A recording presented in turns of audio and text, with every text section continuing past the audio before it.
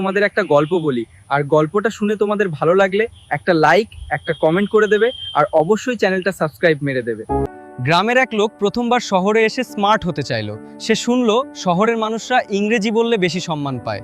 তাই সেই ইংরেজি বই কিনে 2-3 লাইন মুখস্থ করে ফেললো, ইয়েস, নো আর থ্যাংক ইউ। পরের দিন সে খুব আত্মবিশ্বাস নিয়ে একটা বড় হোটেলে ঢুকলো। ওয়েটার এসে জিজ্ঞেস করলো, sir, what would you like to eat? লোকটা বুঝতে না পেরে হাসি মুখে বলল, ইয়েস। ওয়েটার একটু অবাক হয়ে বলল, ওকে, ভেজ অর নন ভেজ? লোকটা আবার বলল, ইয়েস। এবার ওয়েটার কনফিউজড, অর্ডার নিয়ে চলে গেল। কিছুক্ষণ পর এক গাদা খাবার এনে সামনে রাখলো। লোকটা খুশি হয়ে খেতে শুরু করলো। হঠাৎ ওইটা রেখে বলল, হাউ ইজ দ্য ফুড? লোকটা গর্ব করে বলল, থ্যাংক ইউ।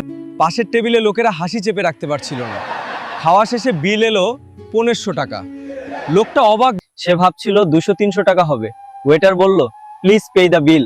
লোকটা চিন্তা করে তার ইংরেজি চালু করলো, no sir, you must pay. No no no no no no what the problem? লোকটা ঘামতে ঘামতে বলল, থ্যাংক ইউ। ম্যানেজার হেসে ফেললো। সে বলল, আগে ইংরেজি শিখুন, তারপর বাংলা। সে লজ্জা পেয়ে বলল, থ্যাংক ইউ। এরপর পুরো হোটেল গড়াগড়ি।